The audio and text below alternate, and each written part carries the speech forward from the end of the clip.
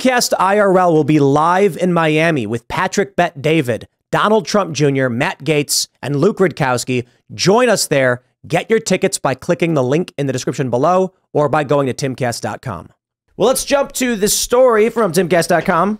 Washington Post downplays its own poll that shows Trump beating Biden by 10 points. The poll found 56% of Americans disapproving of Biden. Take a look at this.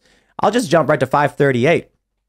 The last two polls we have from ABC News and the Washington Post show Trump is up 10 points and 9 points. I love this because if you even go back to last week, you do it. Biden does have a poll right here against Trump. He's up 2, but you've got Trump up 3 in this one, up 5, up 3. It looks like, and what do we have? One of them's big. One of them's got like 6,000 Morning Consult. No, these are older ones. Yeah, I guess they must change this a lot. Talking about this earlier, you've got this one from September 15th, 2,500 people. Trump's up 1 point. Let's go back here. 3,000 registered voters. Harris X, Trump is up 5. Yeah, so they did change this from what I was reading earlier. But you can see basically when it's not Trump, when it's Youngkin, DeSantis, when it's Haley. Actually, Haley beats Joe Biden, while surprising. But you can see that Trump's winning. That's it. We did not have this in the 2020 cycle. So if it would stand to reason if the election were held today, Joe Biden loses. Yeah. But how's he doing in the crucial states, though? I don't know. That's a good question. I can say that this poll also found among independents, Trump is up, I think, like 11.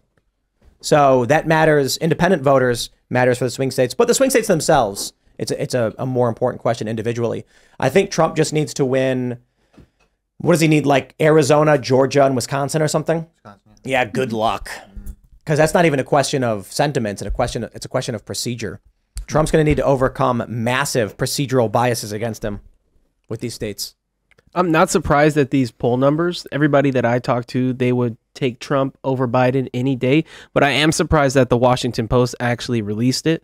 And that kind of gives me a little bit concerned because maybe they might start putting these out to kind of put the narrative in that, oh, the Democrats need to replace Joe Biden because everybody's been talking about he'll eventually be replaced, but we don't know how it's going to come. I don't see him just stepping down.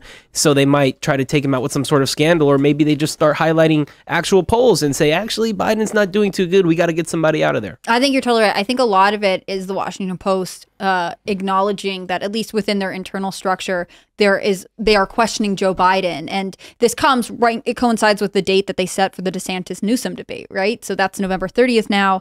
We know that there are people who would like to see a DeSantis Newsom 2024 race. That's what they ultimately want. I think that there is no clear way. I mean, we've talked about it a fair amount on the show. There's no clear way for them to just swap out Biden for Newsom. It would be sort of a dramatic production, but there is enough bifurcation within the party that they don't know that they actually want to see Biden there. There's another poll that came out today, I think the company called Harris X, that found, among voters, Biden is ahead, but Kennedy is consistently gaining ground. Robert F. Kennedy Jr. is consistently gaining ground. People are interested in him. And then there is a huge portion of voters, even among registered Democrats, 16% at least, that say that they would want someone else. They aren't happy with, Marianne Williamson, RFK Jr. or Biden, but they also don't know who would be there. I mean, you see that there is sort of a rumbling to see if maybe someone else would step up. I don't know. It's crazy. I mean, RFK Jr. has initially came out, I think, around 5%, and he's consistently climbed. I'm seeing him poll consistently. Well, he 10, 12, 16%. Yeah. And I think they've just lost control of the machine, right? There's nothing, they can't do anything about it. Yeah. If Biden was the best they could muster, they're screwed. Yeah. But they don't have a clear way to handle getting rid of him. And I think I've always thought it was that Biden himself wants to stay for as long as possible. Why would he want to step down? He's, in my opinion, obviously in ill health. And so that's why you would get his press secretary saying, oh, well, he's still considering what to do, even when Biden had made statements saying, no, I intend to run again. This went on for a long time. It was sort of strange. And then he sort of rolled out this video campaign discreetly. He announced via video that he was going to run for a second term. I think it wouldn't be the case if they really felt he was in a strong position in terms of his policies and his health. I think that they would celebrate him as the incumbent if they really believed in him, and the Democratic Party doesn't. Yeah. feel like that's becoming more and more obvious every day. I feel like there's eventually going to be a point, like Tim talked about, how if Newsom comes and saves Biden passing out on stage or something like that, there's going to be a point where that's going to happen. And it's just going to take like a couple more polls that are indicating the right, for us, I guess you could say, something that we would like seeing Trump ahead of him. Just a couple more. I think we're like right there. I think we're seeing a repeat of who am I thinking of? The Supreme Court justice who everyone wanted to step down and then she didn't. Bader Ginsburg? Yes, thank you. Yeah. When Ruth Bader Ginsburg was they were trying to time it so that a Democrat could appoint her, and there were a lot of people who said she stayed too long and then ultimately died when Donald Trump was in office, and that was such a disaster. I think in some ways Biden's going to do the same thing, which is he really should step down, and he said, all sorts of things when he was running. He made it overtures as if he would be a one-term president, but he was really sort of here to defeat Donald Trump. And obviously now, ego before everything else, he doesn't want to give up his seat, or at least the powers that have kept him in his seat don't want him to go. I think Trump wins 2024. Yeah. Easily. I mean, I don't know about easily. I think there's going to be a lot of crazy that happens, but I just think narratively, Trump's going to win. Who do you think is it's Elon Musk's adage, right? The most entertaining outcome tends to be, is it Elon's razor? Or did someone else come up with that? That's someone else's quote, isn't it? The most entertaining outcome tends to be the... I thought it was Elon Musk, but maybe he's just passed it off well. I just can't imagine a world in which we don't get another term of Donald Trump. I just don't know. But like all the pieces lined up on the chessboard. Biden? I mean, to be fair, a Biden presidency is also comical. You know what I mean? Like at this point in his life, seeing like the president wheeled out to the podium in a wheelchair with a burlap, with like a little blanket on his lap, and he's like, "Urgh," and you're like, spicy. It's comical but costly. I don't know that we could actually do it. Who do you think the vice president be? Who do you think Trump's going to pick as a vice president? Because I feel like his vice president's actually going to be sort of important. I mean, given everything that's going on. Yeah. Yeah. You guys really think that a Republican can win in 2024, given how the electoral process has changed since COVID? Yes. I mean, those changes. Trump only lost by 42,000 votes in 2020. Yes, but in my opinion, the way elections are run in many states, it systematically disadvantages Republicans. Of course it does. But Trump only lost by 42,000 votes. The advantage Democrats had with universal mail-in voting was everyone was locked inside their homes and they couldn't leave. They don't have that advantage anymore. So they'll need something.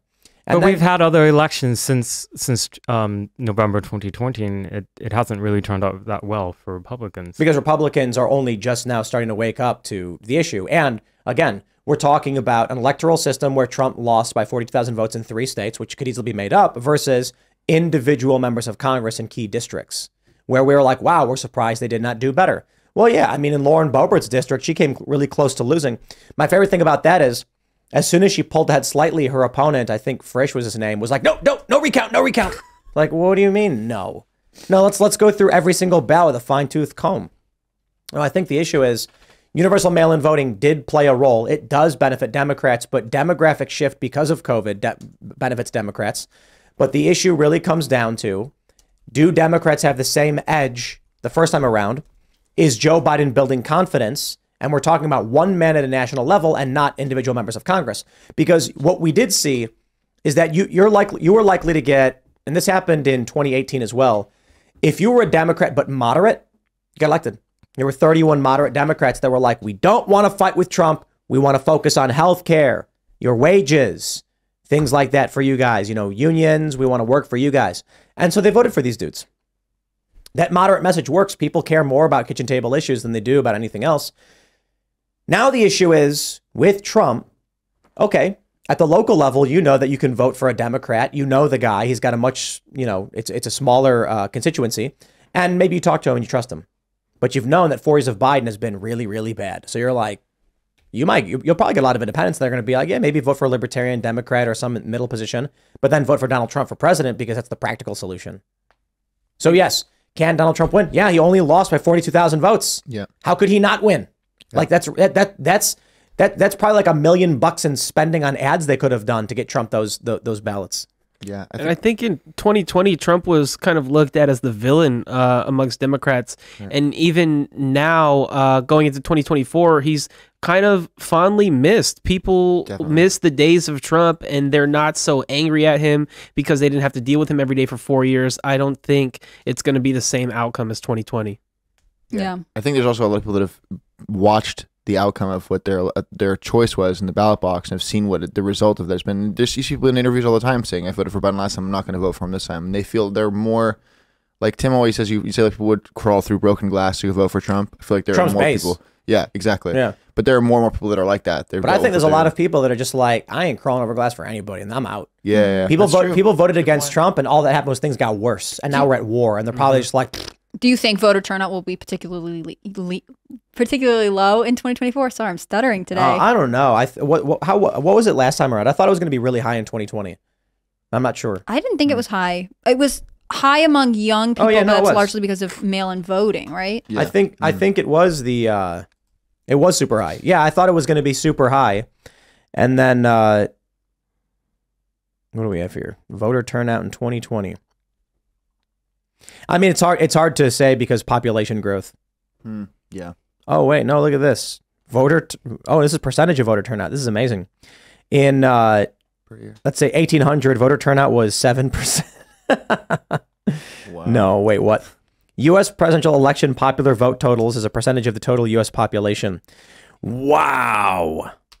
That is insane. Yeah. That's Yo, in 1912, voter turnout was under 20%. It was 18%, 17%. Does it look like, 17%? No, wait, 16%. Wow. Yeah, I'm impressed. And that's Yeah, nobody turnout voted. over total population, though. 16% of the U.S. population voted for voted in the presidential election in 1912. So today we got 50%. that's not bad. Man, you look at even during the Civil War, nobody was voting. Nobody cared. That's crazy. I mean, Wow. Well, a lot less people could have voted, too. Percentage wise? Well, I'm just saying, I see like, what you're saying, right. voting was restricted. So Right. I wonder, like, what the turnout is Well, there you go. amongst Suffrage. registered voters. Right. Yeah, it Yeah. doubles. 1920. Yeah. women love going out to do things. Oh no, I'm look, tell you. that looks like it's about it. Like just shy of 20% suffrage happens, and it's just shy of 40%. So it looks like it's slightly more than doubled. And now since then, it's gone slightly. It's been trending upwards. Yeah, and this only goes up to 2016, by the way, but I'm pretty sure 2020 was the biggest. Yeah, I think 81. I've heard that before. Yeah, people are like 81 million votes for I Biden. think That so. didn't happen. I mean, I'm like, they were dude, mailing out ballots to people's homes. right. So it wasn't turnout. It was voter Participation, yeah. We'll see what happens. I think it'll go down in 2024, actually, I'm curious. based on that. In California, do you see lots of political signage already? Like, I know in parts of West Virginia, the Trump signs went up in 2016 and have stayed the whole time. Do you see pro-Biden signs? Like, what are you seeing on the ground where you live? I can probably say that I've never seen a pro-Biden sign. Even after Biden won, some of my neighbors still had their Trump flags up. The Trump flags and signs were going up for a while, kind of in protest. But I see F Biden shirts or Let's Go Brandon was a lot. There's nobody who's really motivated for Biden, just from what I've seen. Yeah, what was the Let's Go Brandon stuff? That blew up. There was like a whole second wave of not even technically pro-Trump, but just anti-Biden stuff. I tweeted about this the other day. It's still kind of an anti-Trump sentiment. I was pulling into a parking lot and I see a guy. He's got a sticker on the back of his car. It says Trump 2024. My window was down, so I was almost going to say, yo, like, I see you, bro. But I get closer. It's Trump 20 to 24 years in prison. Wow. He faked you out. I wish you would have said something. Right. Like, I know. I don't like that guy. I find that interesting because I've always lived in more liberal leaning areas where if you like any kind of conservative or libertarian, you tend to keep it to yourself. But every once in a while, you'll be somewhere and you'll see there's one house on the block that is like, I don't care. I'm putting up my political signs. And they're typically 45 pro-Trump signs. There's this one house that I pass in the area that'll have this flag of like Trump standing over eagles and like, he's like just like a caricature. But there's no equivalent for Joe Biden. There is maybe vote Joe Biden because you like the Democrats, but there's not this same sort of belief in his capabilities, in my opinion. I think that's just because people voted for Joe Biden because they wanted to get Trump out. He was the anti-Trump guy. They weren't necessarily so gung-ho about Biden. They just didn't like Trump that much that they would vote for Biden to get Trump out. So they're not incentivized to wave the Biden flags or buy some Biden merch in the same way that pro-Trump voters were. They're definitely not super fans.